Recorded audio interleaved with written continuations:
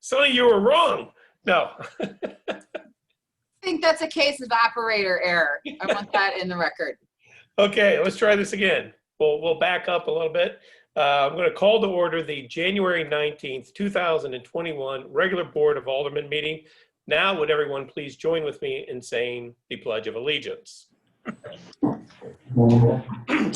allegiance to the flag of the United States of America, and the republic of the nation of God, One nation.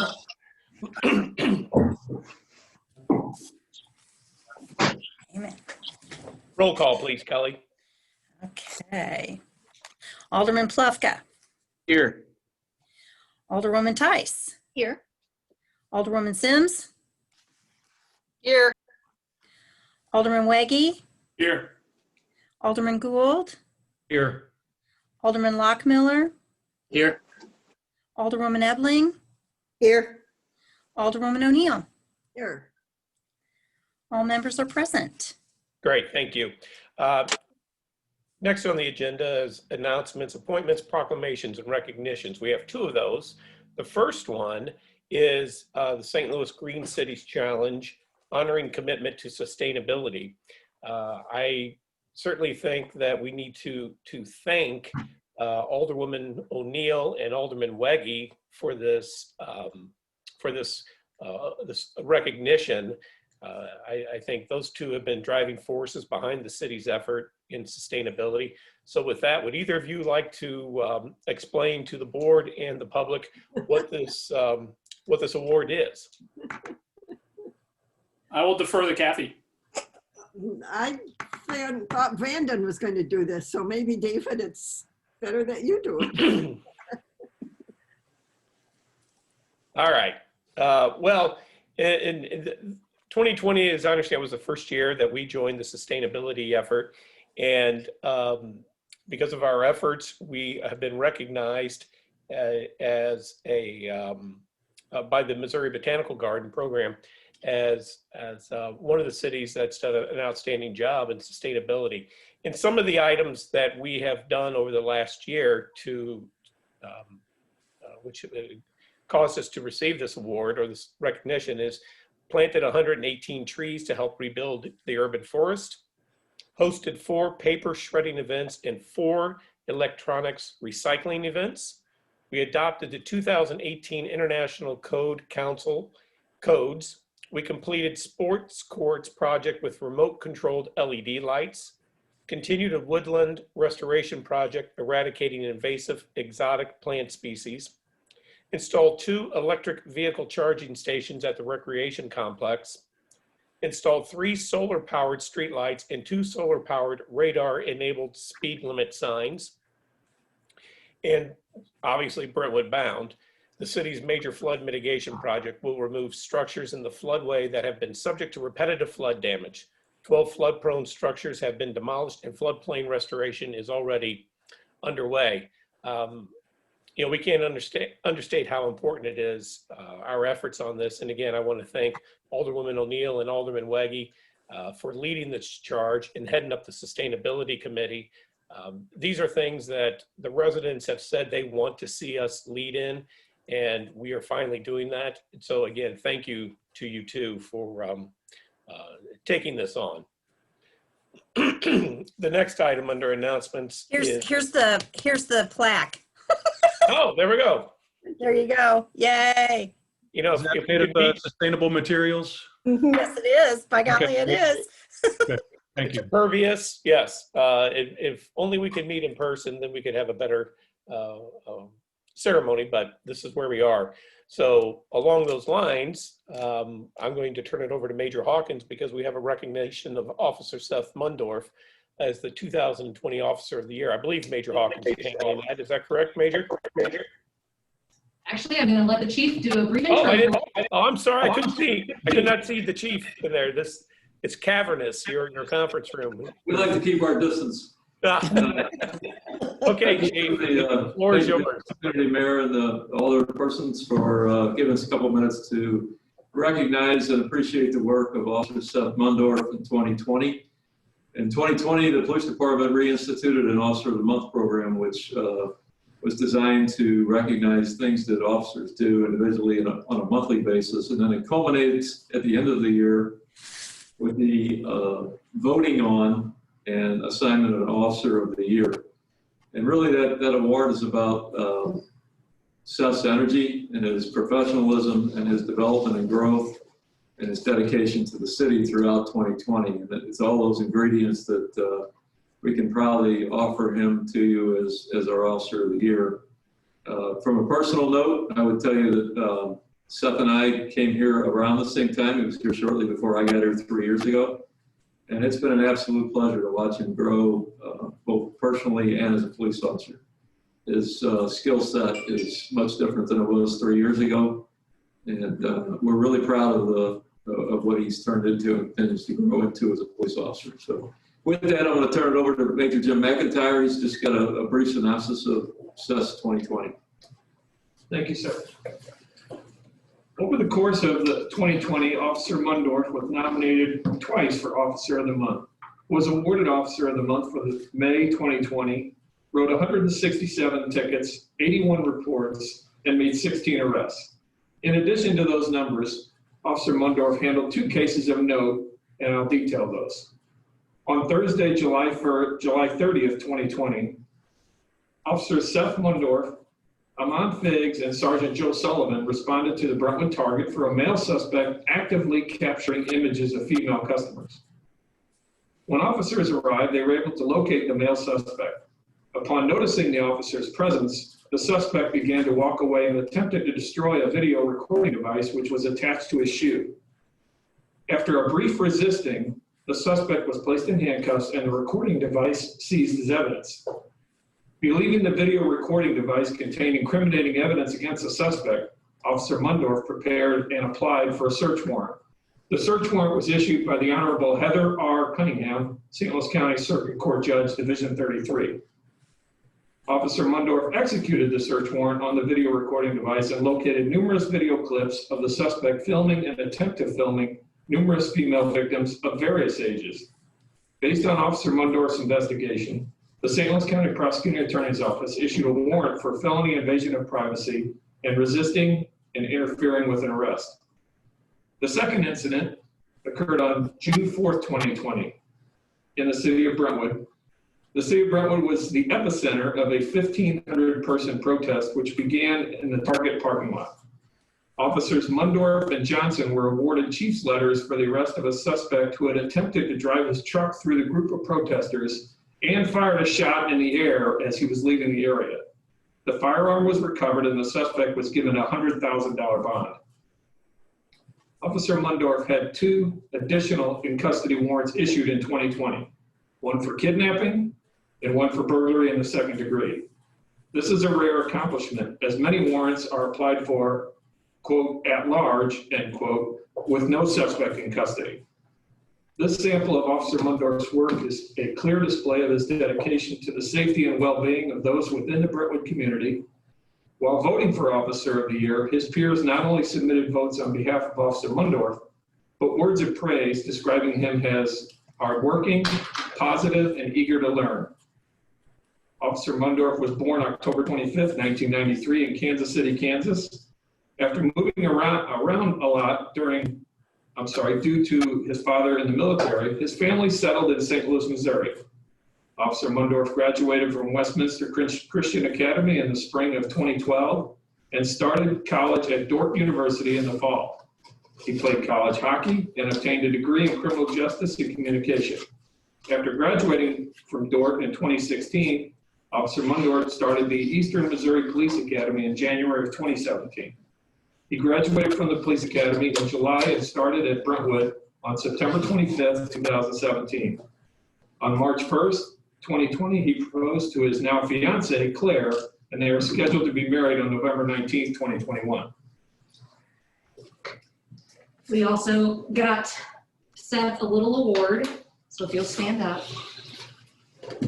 We are very pleased. Oh my God, I might cry. Never mind, I'm just very, oh, you can't even see our heads. You got it? I'll let the chief speak and say something because I've gotten emotional out of nowhere. out of nowhere. Chief? Claire, gonna stand up. Claire? In the middle. Go ahead. I can do it. We were very proud. Nope, I can't. Thank you. Here you go. Let's shake hands. Thank you. We expect to see you next year. Thank you, Mayor. Thank you. Hey, thank you. And Seth, you know, it goes without saying that, you know, being a police officer is an incredibly tough profession. And 2020 was particularly tough, as we all know. Yet you excelled. And by your example, you are leading the way for our younger officers on what it means to be a public servant. So on behalf of the entire city of Brentwood, I want to thank you for your service, your dedication, your commitment to the Constitution and the laws of this country, the state, and the city.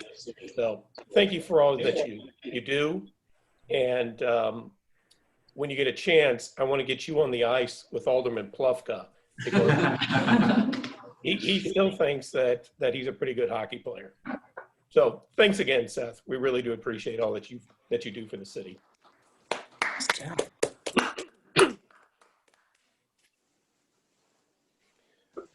Given the Okay. fact that he's a year younger than my son, he would embarrass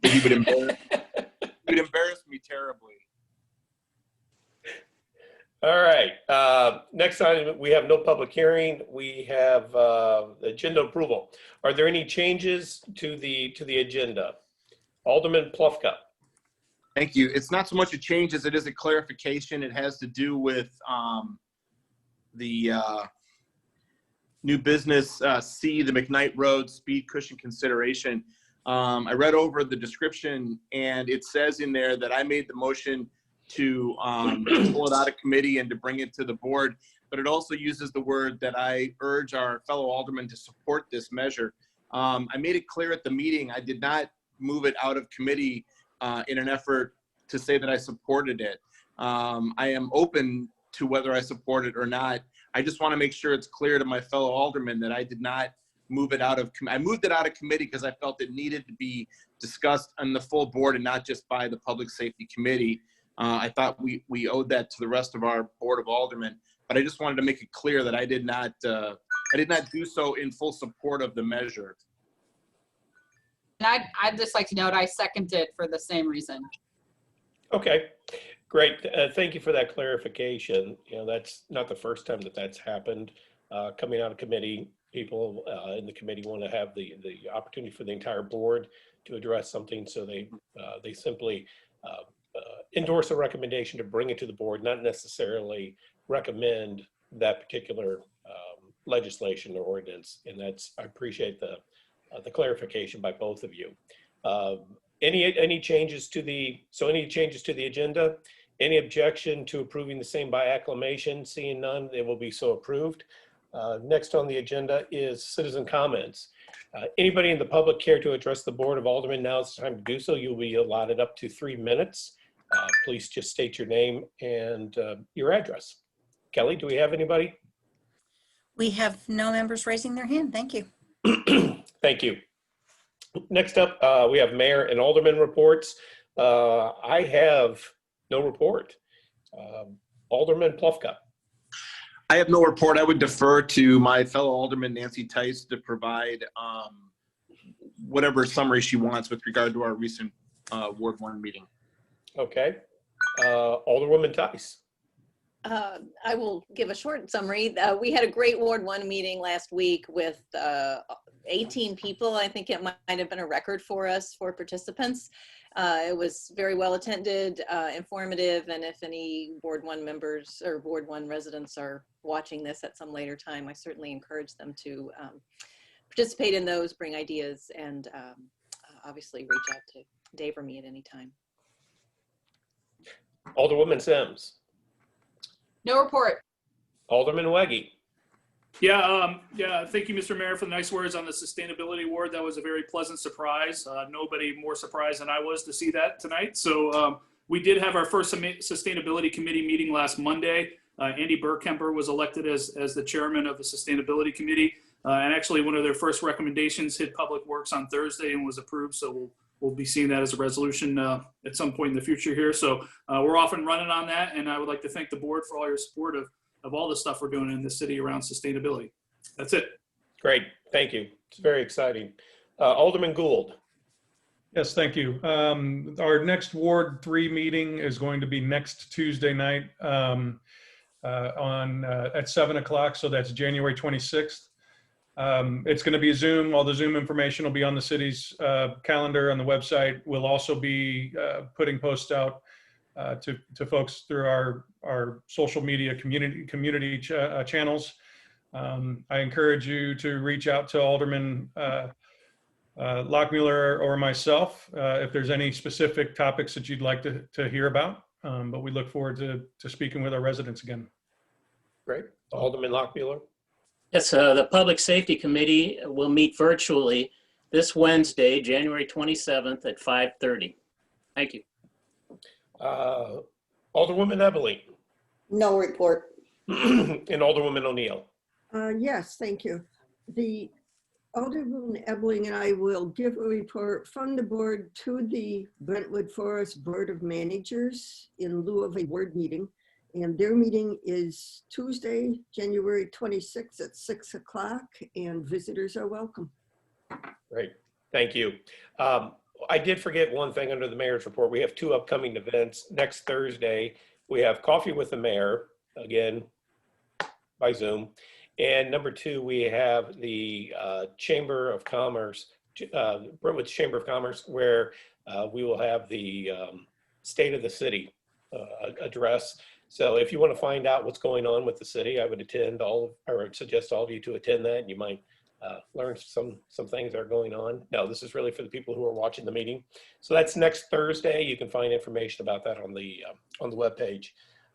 Next on the agenda is City Administrative Report. We have 2 items. The first one is the Brentwood Bound update.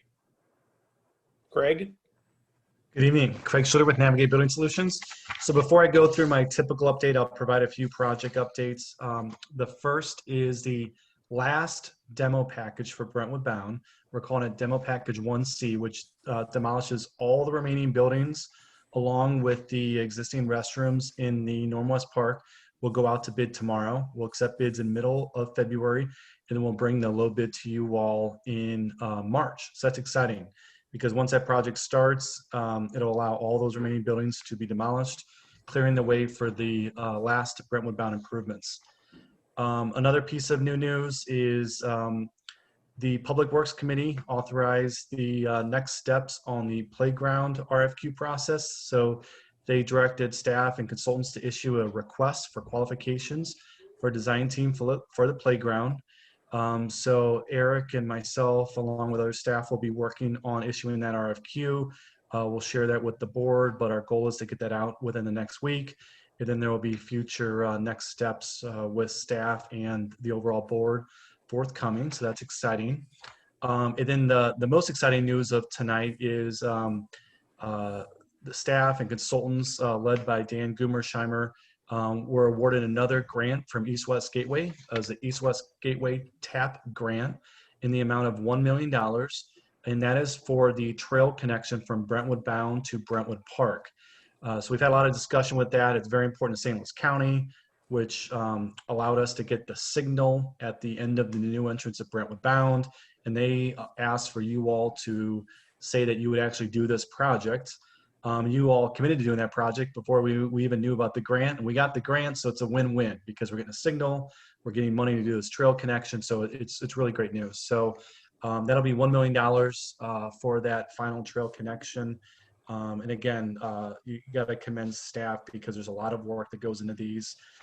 So Bola, Dan, Lisa, Eric, there's just a lot of work, and the fact that we've won a couple of these means that everyone's doing a really good job. So that's great news. I want to let you know that this is not normal, the fact that this project's getting these grants. So we work with, Navigate works with a lot of municipal projects that don't see half of these grants, and this is very abnormal, but that's a good thing. So once the ultimate board approves that grant on March 27th, which is more of a formality, I'll add it at the bottom of my typical report. I'll have my little yellow section like you guys have seen before.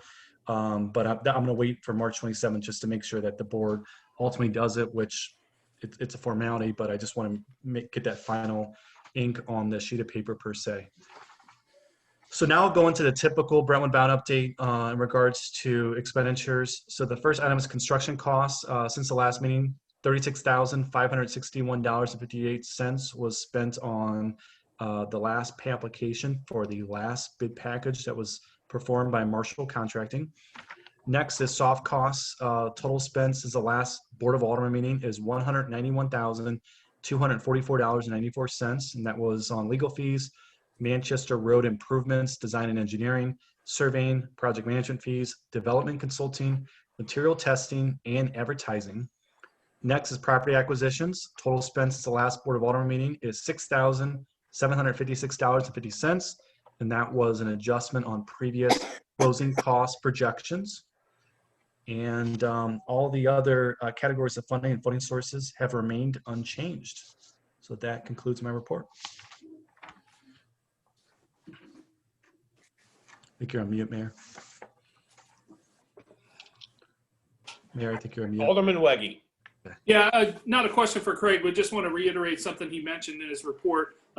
We talked about the playground design and some of the choices being made there at Public Works. And the recommendation from Public Works is that we should convene a workshop. We thought that was the appropriate mechanism for the whole board to see some of those design decisions coming in and kind of talk about it. So just want to give a heads up that we will be asking the mayor to convene that, once we have the architect or planner or builder on board with those concepts. Sounds great. Thank you so much.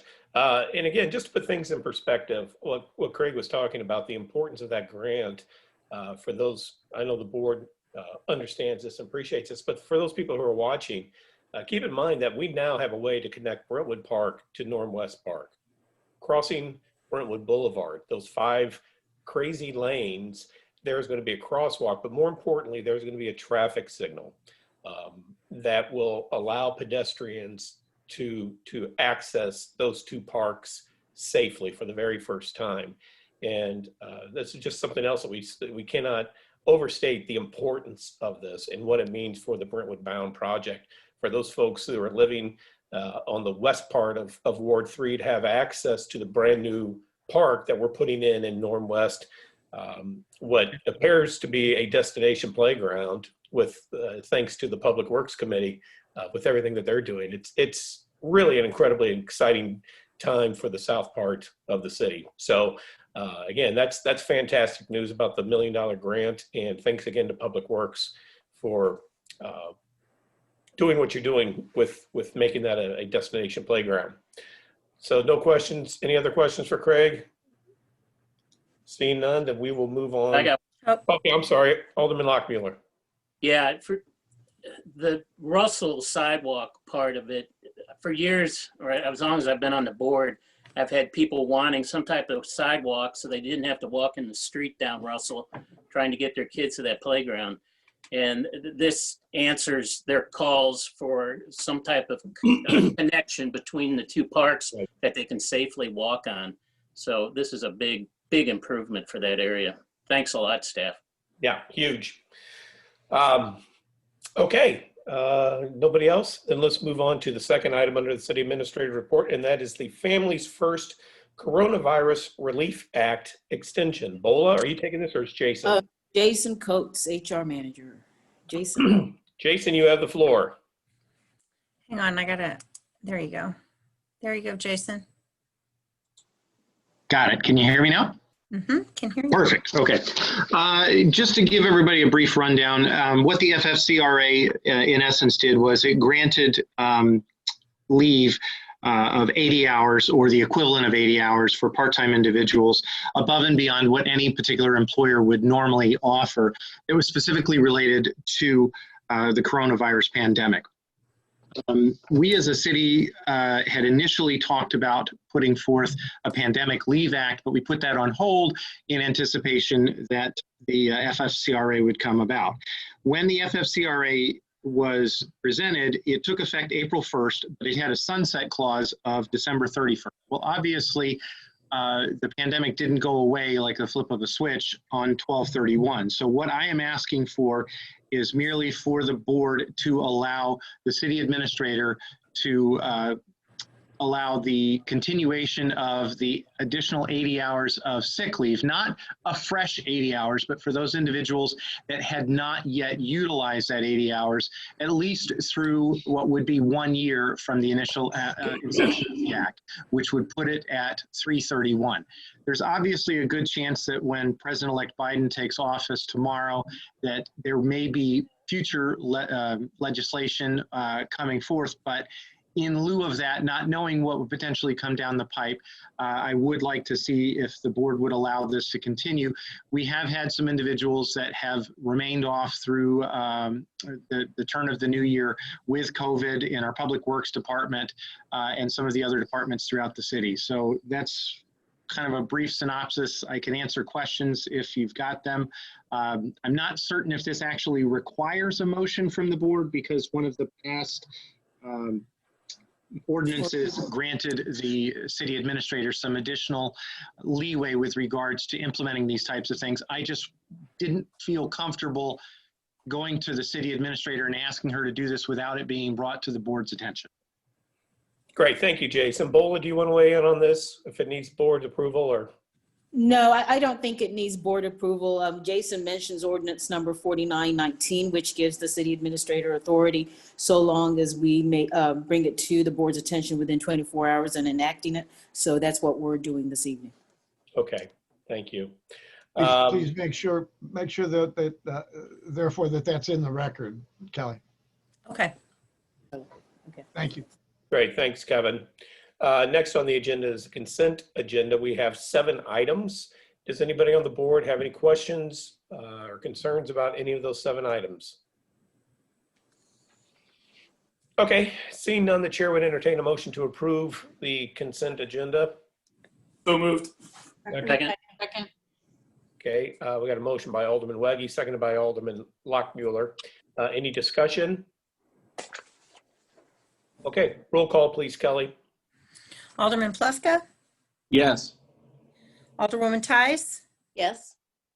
Alderwoman Sims, Yes. Alderman Weggie, Yes. Alderman Gould, Yes. Alderman Lockmiller, Yes. Alderwoman Ebeling, Yes. Alderwoman O'Neill. Yes. Great. By a vote of 8 to 0, it passes. Great, thank you.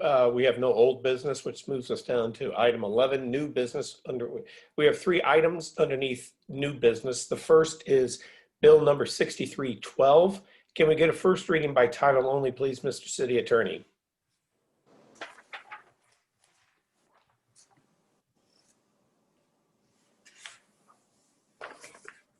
Bill number 6312, first reading, an ordinance approving a lease and services agreement between the city of Brentwood, Missouri and the Brentwood Public Library. Great, thank you. Ola, who's taking this item? Jenna, and Jenna is the director of the Brentwood Public Library, executive director. Jenna is in attendance, as is the board chair, Ed Wright. The city has had a long relationship with the Brentwood Public Library, and what this agreement does, it specifically spells out ongoing relationship for service with the library going forward. Jenna, Ed, would you like to speak to it? Just want to thank you for getting this far. I know we've been working on this for a long time. I will probably let Ed speak because he has a way with words. So if you want to unmute yourself, Ed. Unmute. I just said you want me to unmute myself. Thank you. The city of Brentwood and the Brentwood Public Library have been linked for decades in the minds of Brentwood residents and library patrons, and that linkage will continue. But in fact, we are 2 separate autonomous political subdivisions, and the 2 parties have been working on clarifying the relationship the lease relationship of the two entities. There has been a lease for many years, and I'm not going to say it's old, but at the bottom of the last page, it says, "God save the king." So you can tell it's been around a while. And so we've been discussing new lease terms with representatives of the city. Been very positive discussions, and we appreciate the good faith negotiations by Bola and her staff, the city attorney, Mr. O'Keefe, along with our attorney, Lisa Stump, and Jenna, of course, our director, and other members of the board. We both, I think, all feel that the resulting lease is fair to all parties, and we look forward to moving forward on our library's mission to serve our patrons while continuing a strong relationship with the city of Brentwood. Great. Okay, thank you. Do we have any questions for either Ed or Jenna on this lease? Because this has taken so long, we'd like to have a second reading on Bill 6312 tonight. So with that, can I get a motion for second read of 6312? So moved. Okay.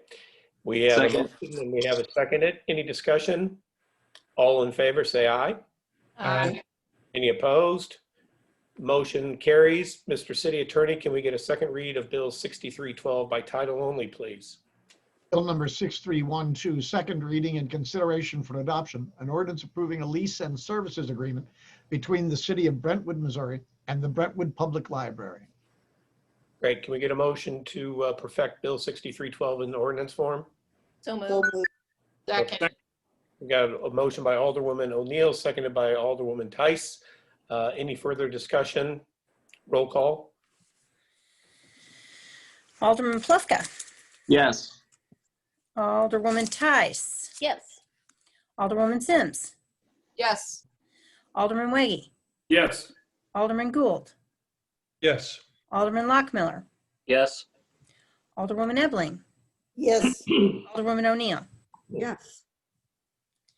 Okay, vote of 8-0 in favor of this bill, and it will be perfected into an ordinance. Great. Congratulations, Jenna. Thank Okay. you so much. Jeanette, no, thank you. Thank you. And I would be remiss if I did not specially recognize our aldermanic liaison, Kathy O'Neill. She does a wonderful job attending our meetings and taking all of our stuff to you and your stuff to us. I don't know if that's what her function says, but anyway, a good stuff carrier. So we appreciate it. Thank you for all your support. It's a good Thank board. you. Great. Thank you, everybody. All right. Next on the agenda is Bill number 6315. Can we get a first reading by title only, please, Mr. City Attorney? Bill number 6315, first reading, an ordinance approving a physically disabled parking space at 8910 Madge Avenue and installation of, that should be signage relating thereto. Kelly, would you stick that in there, please? Mm-hmm.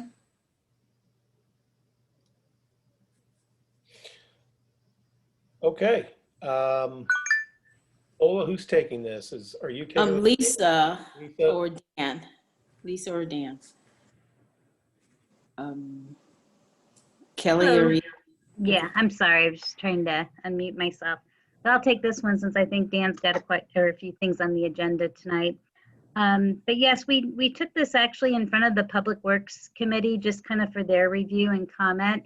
We have a situation over on Madge Avenue. We have a new home construction project at 8906 Madge. And the person that's requesting a temporary disabled space resides at 8910 Madge. And he had asked our department to take a look at it.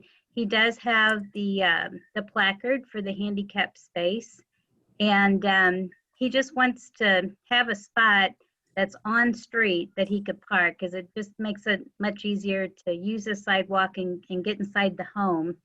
There is like a curb cut that is at 8906 Madge, but over time, apparently, the driveway space, the curb cut's still there, but the driveway space itself has now just turned into grass. It's kind of hard to even note that the off-street parking space is there. So again, this is temporary until the home construction is completed.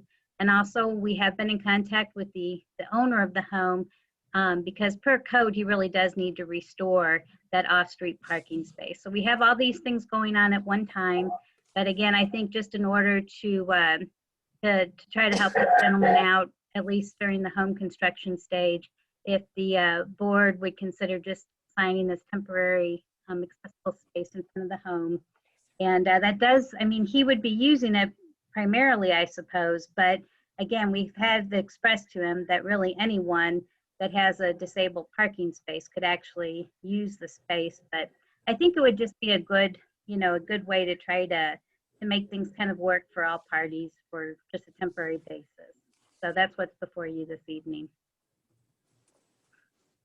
Okay. Do we have any questions for Lisa on this matter? Alderman Gould. Yeah, hi, Lisa. Thank you for this.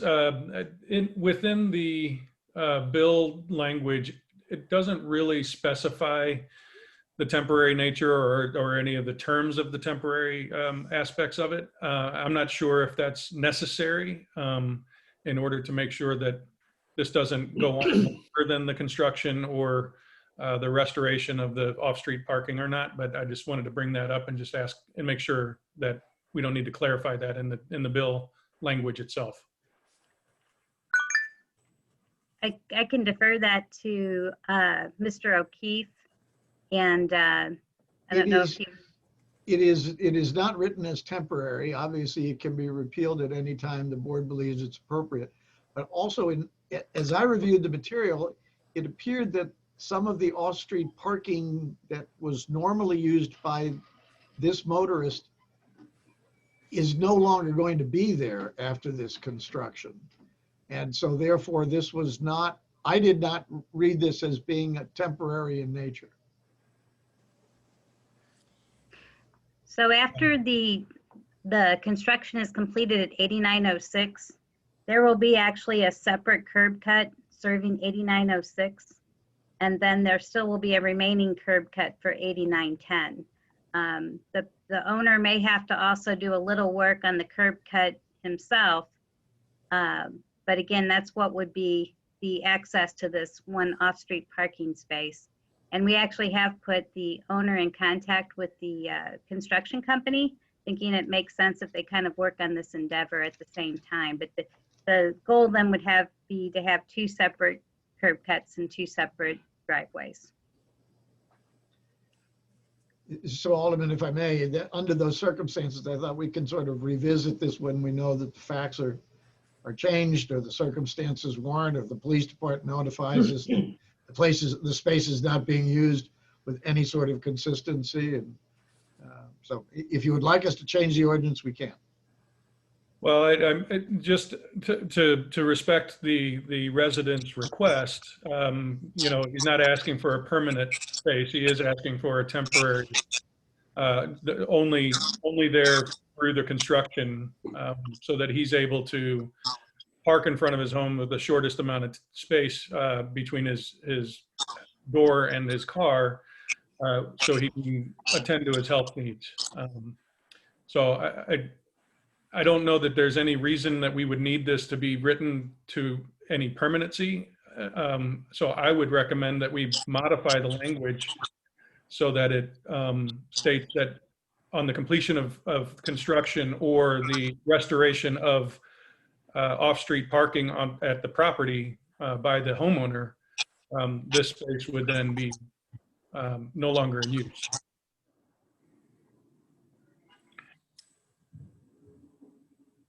Okay, Joe, were you planning to pass the bill tonight or give two readings tonight, or one reading and we can amend it to the next meeting? We got a few more questions, but Kevin, my first thought is, considering the requested change, we'd probably be better off giving you some time to make some modifications to it. And we can clarify what the applicant really needs or wants. Right. I mean, we're talking 2 weeks. Alderman Plufka, you had your hand up. Nope. Okay. Alderman Mr. Mayor, you answered. You said what I was going to say. That okay. We should alter the language. If I may, and I know there's others to speak, but if I may, if this motorist or this homeowner is has a problem parking now because of the ongoing construction, we can always pass this and amend it at a later time or repeal it at a later time as well. Just an observation. Alderman Lockmuller. I spoke with the tenant that's trying to get this disabled, and he definitely understands that once the home is done, that those signs will be removed and that it's just a temporary, then the owner of the home is going to have to rectify the problem of no off-street parking. But right now, that off-street parking actually encroaches on the home that's being built. So there's not really off-street parking available to him. And we only park on one side of Madge. That is the side in front of his house. So parking's very limited when these construction guys show up and park. You know, they've been pretty good not parking in front of his house. But as soon as he leaves, there's going to be a subcontractor that's going to pull up and park in front of there. And he's not going to be able to get, you know, as close to his door as he needs to get because of the illness he currently has. So, I mean, it says in the wording, it says under the whereas, it's just approval of the temporary. Does that, Mr. O'Keefe, does that not suffice as far as this ordinance, passing this ordinance now? I'm sorry, I don't see that language in the ordinance. Under the only whereas, under the bill. Oh, I'm sorry, temporary, I see that. Yeah, I'm sorry. Excuse me, well, I wrote it, I think I would have known it. So we're only granting. So we could just add on at the effective date, provided, you know, if you, my concern is writing an accurate expiration date when we don't know who is to verify what the conditions of termination are to be. Mm-hmm. Unless we put it on a date certain and put everybody under the gun.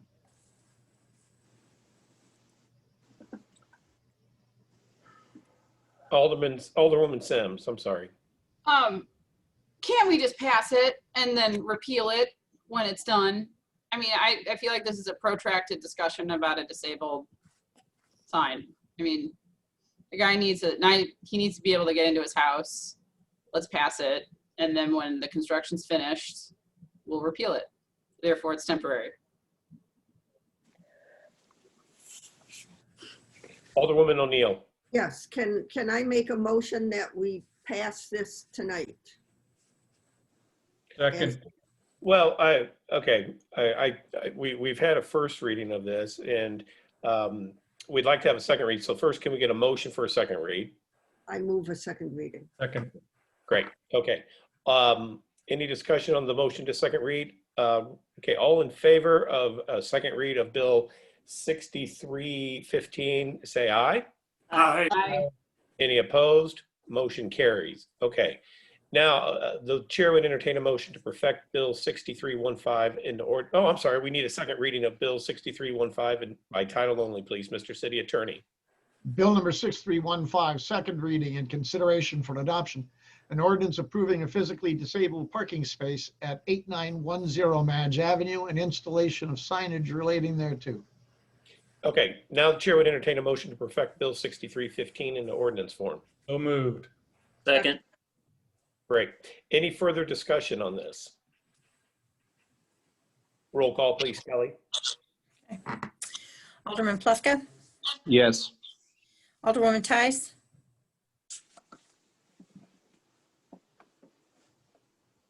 did she say yes? Alderwoman Tice? I'm not hearing you, Nancy. Yes, you're in the opposite, Nancy. Sorry. You were muting yourself. Yes, sorry about that. Alderwoman Sims, Yes. Alderman Waggy, Yes. Alderman Gould, Yes. Alderman Lockmiller, Yes. Alderwoman Ebling, Yes. Alderwoman O'Neill. Yes. Okay, By a vote of 8-0, the bill has been perfected into ordinance number 4953. Okay, thank you, everybody. That brings us to the last matter under new business, and that's item 11C, McKnight Road speed cushion consideration. This is a matter that went to Public Safety Committee. Thank you, Alderman Lockmuller, for doing this, and everybody on the committee for taking this up. Steve, do you care to speak to what happened at the meeting? Yeah, we had a discussion, and I think Dan's got more of the details on how this would be placed in his conversations with Ladue. But we had discussion, and we just wanted to bring it to the full board for further discussion. Okay, and this is just specifically, is it just for the people who are watching after this goes on YouTube? This is specifically just for the placement of a speed cushion at the crosswalk on McKnight and close to its proximity with Sonora. Is that right? Yes, it would be it'd be north, I'm sorry, it'd be south of the crosswalk. Okay, and this would be in conjunction with Ladue doing the same thing over on their side of McKnight at the same crosswalk. Correct. Okay, Dan?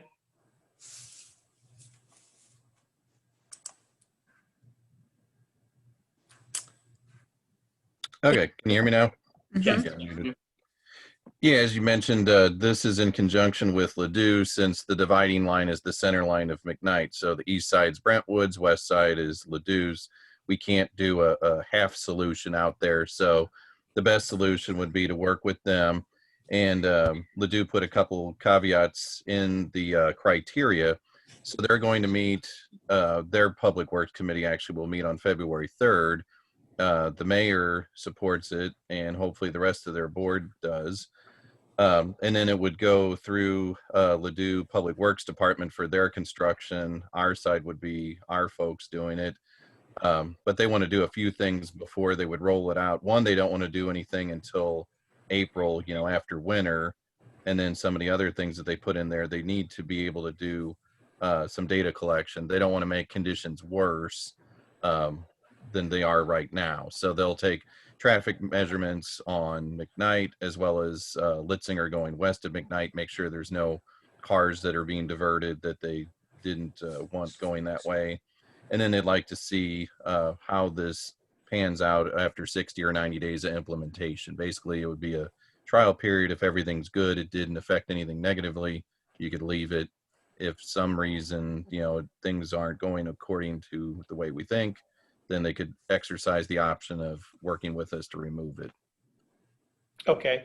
Hey, Steve, what was the opinion of both our police chief and our fire chief on the placement of this? And again, this is the idea of putting a speed table, I guess, similar to what we see on Pine. I think a lot of people are familiar with that now. Putting something similar to that south of the crosswalk on McKnight, going northbound by the city of Brentwood, and then Ladue doing the same thing with the southbound lane on McKnight. Did you get to hear from the police chief and the fire chief? Yes. Police Chief Speets really did not have any concerns with it.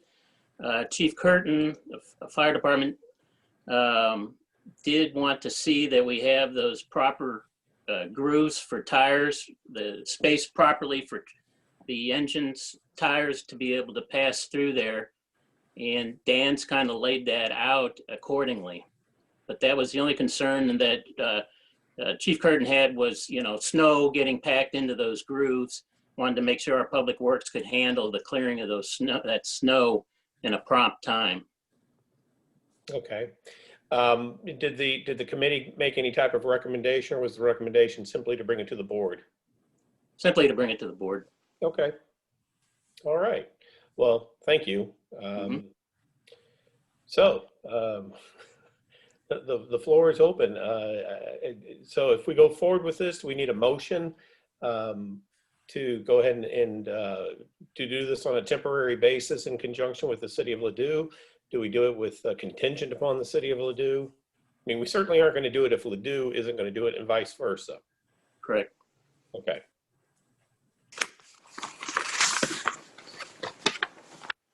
So I guess I'll make the motion for the installation of a traffic calming device on the south side of the crosswalk going to Tillis Park, contingent on Ladou's acceptance on their side of the road of McKnight. And that's a temporary one. Yes, this would be temporary. Okay. If I may, Alderman, could I ask so that the minutes are clear as to what species of traffic calming device you are asking for to be installed? I'll call it a speed cushion. Cushion. Dan, could you clarify? Because I thought we might have to do a speed table. Speed cushion would be most relevant here. All right, yeah, it would be a speed cushion as the traffic calming device. Okay. So we have a motion by Alderman Lockmuller for the temporary installation of a speed cushion, speed table, whatever the terminology is, on the south of the crosswalk on the northbound lane of McKnight, contingent upon Ladou implementing the similar measure on the southbound lane north of the crosswalk. Do we have a second on that motion? I'll second it. Okay, so second by Alderman Plufka. Okay, any discussion? Alderman Legge. Yeah, can I, just for clarification, so if I'm looking at the memo, it's the bottom arrow that we're talking about, because there were two locations proposed, one up by the flashing stop sign and one by the, so we're looking at the southern one, correct? Okay, and then the proposal is that you have a crosswalk and that there would be one speed cushion on one side and then on the other side of from the one that Ladou. So it wouldn't be one continuous speed cushion across. It would be half and half, just so I understand what we're talking about. Dan, do you want to weigh in on that? I mean, that's my understanding. Right. Yeah, we actually looked at it both ways. So I'm going to have it priced both ways to see if it meets METCD. The easiest would be to extend it, both on north and south of the crosswalk, but have it go not curb to curb, but basically from edge to edge where it needs to be, have the coverage so that you're not having weaving. The fear was if you just put one in the middle and then one to the north and one to the south, someone might get the idea to swing around it and then face oncoming traffic. So that's why we wanted it. It'll be more expensive if you do it the other way, but it seems like that's the easiest way to rectify someone trying to be creative. So, I mean, but if you go all the way across, then if you're driving on McKnight, then you would go over two speed cushions.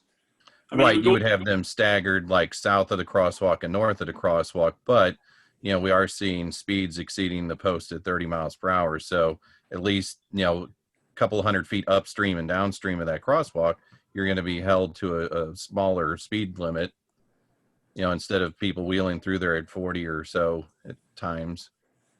But hey, Dan, wouldn't they still somebody creatively be able to swerve around those? I mean, it would be egregious, but. I mean, it would have to be a very small car, like a Fiat or a Cooper Mini or something, because a normal passenger car, you'd be bumping up against the curb. You're only going to have that slot left out for the bike lane, which is 3 feet, I believe. Yeah. So if you hit that with your tires, I don't see how you'd straddle the other one. Okay. I mean, I'll tell you, I mean, being outside of this, I mean, this seems like a good idea. I mean, I believe these speed cushions, we're still experimenting and we're iterating with them. I mean, I know they're expensive, but, I think we're still learning the value of them. And it's my opinion that, if it doesn't work, then we pick it up and we put it somewhere else. And we're going to learn every time we put one of these things down. So I'm in favor of this. Alderwoman Tice. I have a couple questions. I talked to some of the neighbors who live along there to see what they witness, because they're there every day watching people cross. And one of the observations by one of the neighbors was that when the cars actually stop to allow people to walk in the crosswalk, that the cars behind often don't see, and she has seen a number of near misses and surprised there haven't been rear-ended cars because they're stopping there. So is there going to be any additional signage? Because the residents will figure this out, that there are speed humps there, but when other people are driving through, they may not know. So are you going to do additional signage coming up to this, Dan? There will be. If you look at Pine, upstream and downstream of the speed cushion there, it says speed bump, I believe, or speed, no, not, yeah. In fact, it does say speed bump because you can't get one that says speed cushion. So there is an advanced warning sign. We'll have to figure out what that placement is based on, existing conditions. We don't obviously want to put it too close because then it gives you no reaction time. So it'll be upstream and downstream of the improvements, and, we'll post it on social media and other stuff like we do. And another concern of a neighbor was because there are so many trucks, some legally, some illegally using that road, they were concerned about the noise that it might create when a larger vehicle goes up over this speed hump. Do you have you talked to anybody in other municipalities who have this, who have dealt with similar noise? I have not. What I did read online, though, it said that, you might hear like bigger vehicles downshifting, if it's a manual transmission because they're slowing down, you might hear air brakes kick on or off, depending on how they react to the conditions.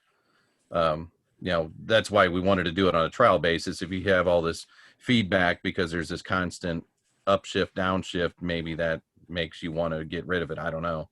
But we won't know until we put something out there. We can take some measurements. We've got an app on my phone. You can take measurements of the decibel readings and, before and after, see if it does anything. Great, thank you. And then, if there is a trial, one of the concerns that Ledoux mentioned was the increased traffic on the west part of Litzinger, but I obviously am concerned about the traffic that might be shifted onto Litzinger from McKnight onto Brentwood, especially with McGrath Elementary School there and a lot of people walking to school. One of a recent ward meeting, we had a resident come who son was like almost hit as he played along Litzinger because a car was going so fast. It was sort of a near miss. And that same week, the resident reported that another neighbor had a dog killed on Litzinger. So I would want to make sure that we're not, McKnight traffic is a mess, but I also don't want to create Litzinger traffic. So I don't know if there's a way we could investigate that during the trial. If it's approved and the Ledoux approves it and there's a trial, if there's a way to make sure that we're not creating too much traffic in other parts of our city. Public Works could measure traffic volume in speeds, east of McKnight. We'll just have to find a pole. We could even put on one of our streetlights, that we own, but we'll figure out a placement for it. And then that'll measure, movements in both directions, both east and westbound. So you can have a before condition to line up against your after condition once it's rolled out, assuming it's rolled out. Great, thank you, Dan. My hope on this, if the board goes forward and approves this temporary installation of this device, is that we will do traffic counts. We already have a traffic count number on McKnight. I don't know how current it is. CBB had done one, I think, as part of their study, or Ledoux had done one, but that we'd get a traffic count for both McKnight and Litzinger, so we'd have a baseline, and then we can look at that after the installation of these two devices and see what effect it has. To Alderwoman Tice's point, we've always talked about the effect of taking measures on McKnight Road and what that would have. Would it divert traffic off of McKnight? CBB has always said Litzinger is the better road to carry that kind of traffic. It's a different category of a road than McKnight is, and so as far as at least east of McKnight, it makes sense that traffic would go on Litzinger and then empty out onto Brentwood Boulevard. But we'd certainly want to keep track of the increase in cars, if any, but there might not be any. But at the end of the day, my hope is that by installing this, it will improve the safety of that crosswalk, which is why I brought it to the board back in December. Alderman Plufka and I looked at years ago, simply just trying to put in these flashing lights with the hope that it would make that crosswalk increase the safety, because we'd heard from so many residents about how dangerous it was to cross McKnight Road. And so our thought was, well, let's try this. It's improved it some, but we still have a lot of issues. I'm not trying to suggest that it's an everyday occurrence, because of course it's not. But Alderwoman O'Neill, I'm sorry, I've taken too much time. I have a question maybe for Dan, but other people may react. Looking at the map with the two arrows, this is the larger arrow, but I'm thinking, is that arrow in the wrong spot? Should it be one street south? That isn't this crosswalk closer to the tennis courts and the shoulder? It's not up by the lake?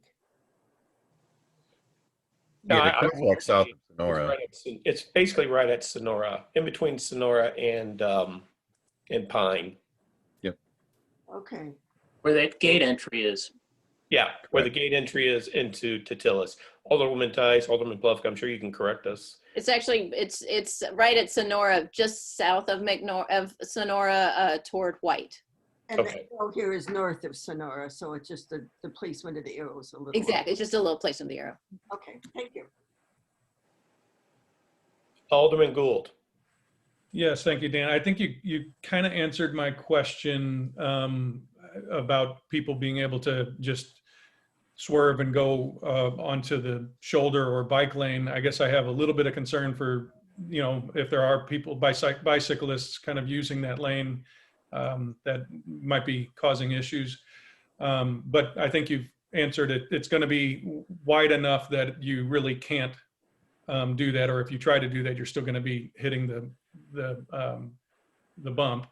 The other question that I have is if we do this on a trial and test it, but decide to pull them up, half of it will go to Ladue and the other half will go with us. Will we have enough to be able to place this somewhere else? Or are we going to be buying another half of it to put it down somewhere else? We should have quite a few segments. We might need a few because these are unique to the road geometry. So if the panels work, which they should, each one's got a little number on it. Like 0 means it's flat, 3 means it goes up 3 inches. So some of those, if you look at Pine, some are actual ramps, they're an inclined plane, and then others are just flat. They're just a flat rectangle, and they're equal in elevation on all sides. So the only ones that are unique would be the ones with the white embedded paint. So those have the chevron arrows indicating that's the direction of flow. So those maybe could be used, maybe not. It just depends on the road condition. But I think the majority of them could be reused. And if nothing else, they would be, reserved as spare units for the ones on Pine, since they'd all be pretty much the same. These are actually going to be longer in length than the ones on Pine because you're trying to slow down traffic from a posted 30 down below 20. And on Pine, it's a lower speed limit. It's posted at 20 and you're trying to slow them down. So it's a shorter distance. So that's why they're only maybe 6 or 7 feet in length and these will be 14. So there'll be more segments that make up this, consist, if you will. But Okay, they'll so- still have value. Short Okay, answer. they'll still have value, and they're even though they're designed different, they're longer, they're somewhat interchangeable parts to all speed cushions. Right, and the bolts and the sleeves are the same. So it's like, if you're using a 7 or an 8 inch sleeve, it would be the same regardless of where it's placed. It's the same anchorage, so those you definitely need because over time, if you take them in and out, you'll strip them and you'll wind up needing to replace them. Okay, thank you. Alderwoman Sims. Thank you, Mr. Mayor. I voted to move this on to the big board, but I'm actually not in support of it. For a number of reasons. One, this was not among the recommendations in the traffic study that we commissioned for McKnight. In the traffic study or our own internal data that we reviewed at the committee level, speed wasn't really the issue in this section of McKnight, but volume. And we all know that's an ongoing problem, that you've got Highway 40 to the north and Manchester to the south, that volume is more the issue. And I think we're overlooking, I think this is a collector street of the service by multiple municipalities, not just Ladue. We got Rock Hill, not just Brentwood. And, this staggered, placement of these cushions, I think that is an impediment to first responders. What length, how is that for the fire truck? Is that for the ambulance? Is that for the police car? I mean, and then I think that to have that they would be staggered, I think that is an inducement to try to swerve and avoid. But really, I mean, I think with these traffic calming measures, I think it's important to be data driven and to not, again, I go back to just because a handful of neighbors complain, that's not the public interest. And we have an obligation to serve the public interest. And we commission these fact-based tools. I think we should, I was impressed that our traffic study didn't recommend this. It's not really a speeding problem. The speed limit's 30, and the speeds that were recorded were, kind of within that measure. And I think that, to have this on a road that's used by first responders. I mean, I'm all for trying to devise a solution. I don't think that this is it. I contrast this greatly by Rosalie. I think that has identifiable markers of speed. That people, in a ways that are, I find this to be an entirely different type of animal. So I'm not in support of it. Alderman Plufka. Thank you, Mr. Mayor.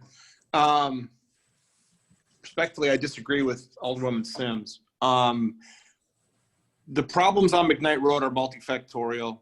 This solution does not address all of them, but it does address at least one of them.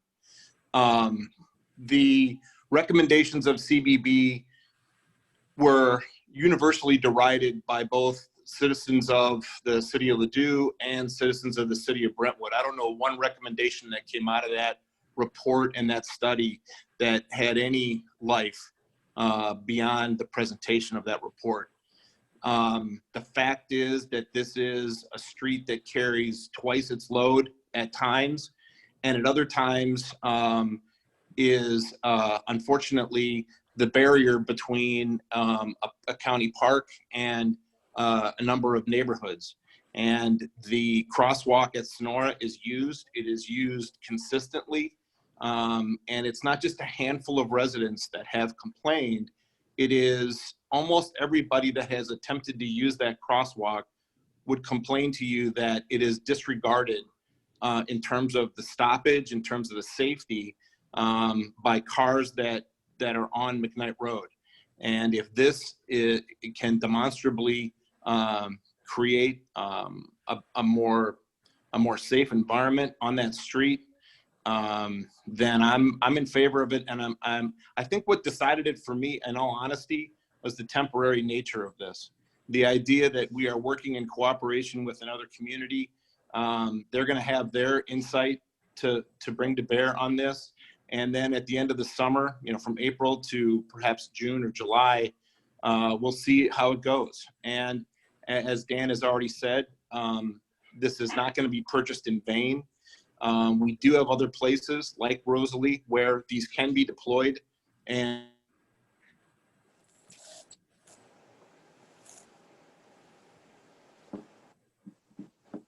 We're hanging on every word.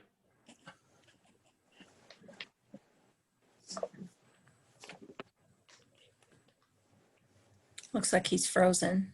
Yes, yes. Okay, with that, we're going to switch over to Alderman Lockmiller until Dave can reestablish. Yeah, this was, the reason for this is to draw attention to the crosswalk by motorists. I think the CBB study really didn't address that issue. It had other objectives it was looking at. So this is just a temporary move on our part in Ladue to just draw some attention to motorists to slow down when there's people trying to cross that crosswalk when they're not paying attention or whatever. And I think over time people will learn, there's a crosswalk there and there's a speed table or cushion, whatever you want to call it there. And I think it'll slowly be ingrained into their heads. So I'm willing, you know, I'm for this on a temporary basis, as Alderman Plufka said. And as Alderwoman Tice said, it would be, I think public safety will take up looking at, you know, getting the data on these other streets prior to this going in, and then we can kind of compare it to how the volume has dropped or stayed the same or whatever from these devices. Thanks. Thank you. Alderman Gould. I have just one more question for Dan, if you don't mind. I think when I was listening to the public safety discussion, there was a question regarding axle sizes for other types of trucks, not just fire trucks and all of that, and whether or not it would allow some of the most egregious offenders of blowing through these crosswalks and speeding, et cetera, namely the moving trucks, to be able to just go through without any problems. So I just want to get a clarification on whether or not that, if you looked into that, and do we have any answers on that? I haven't looked it up yet. I know I can. I know what our fire truck is, and the ones on Pine, we actually dry fitted those. You know, we laid them down before we bolted them down, had the truck back up against where they were, and gave just a couple inches on either side of the tire for that free place so they could drive through there. Now, to your point, you're correct. If you had a truck that fit the same exact width of those tires, like a pumper truck, it would go through there without an issue. I don't know what those would be. I mean, we can probably do some quick research online and see what a typical moving van is. I would think it's almost as wide, but maybe not quite. What about an ambulance? Ambulance can barely fit through there. They're a little bit different than a pumper truck. But the pumper truck, I believe, has a lot more issues because it's typically carrying water. It's a much greater load than an ambulance. So, you know, for them to hit something at a high rate of speed, it could cause them to jostle around and lose control. Not that an ambulance couldn't, but, you know, it's typically a little more balanced. You know, it's less mass, and I think it's just a better center of gravity the way it's distributed. Alderman Plufka, you're back with us again. Did you want to finish up your thoughts? I don't know where I left off. I would just say that because of the temporary nature of this, and because of the fact that I think that the problems on McKnight are more than just a single problem, and that this does address one of the problems on McKnight, I'd be in favor of trying to do it. Okay, thank you. Okay, anybody else? I believe that since this is simply a motion, we're not going to be perfecting it or anything like that. We just simply take a vote on this. Kevin, you will correct me if I'm wrong on that. Yes, sir, that's okay. Okay, great. Any further discussion on this motion? All right, seeing none, let's do a roll call, please, Kelly. Okay. Alderman Plufka? Yes. Okay. Alderwoman Tice? Yes. Okay. Alderwoman Sims? No. Okay. Alderman Weggie? Yes. Alderman Gould? Yes. Alderman Lockmiller? Yes. Alderwoman Epling? Yes. Alderwoman O'Neill? No. Motion passes by a vote of 6-2 in favor. Great. Thank you, everybody. Next on the agenda is item 12, citizens' comments. If anybody cares to, in the public cares to address the board, now is your time to do so. Again, you will be given up to 3 minutes. There are no members in the gallery. Okay, wonderful. We do need to go into closed session tonight. So the chair would entertain a motion to go into closed session pursuant to RSMO 610.021 subsections 1, 2, and 3. That's real estate, legal, and personnel. So moved. Second. And we will adjourn therefrom. Okay. Roll call, please, Kelly. Alderman Plufka, Yes. Alderwoman Tice, Yes. Alderwoman Sims, Yes. Alderman Weggie, Yes. Alderman Gould, Yes. Alderman Lockmiller, Yes. Alderwoman Ebling, Yes. Alderwoman O'Neill. Yes. Great. We will vote of 8-0 to move to go to closed session. Great, everybody. Kelly sent out the invitation for the closed session before this meeting started. So if you could try and locate that, let's jump off this and reconvene in about. Thank you.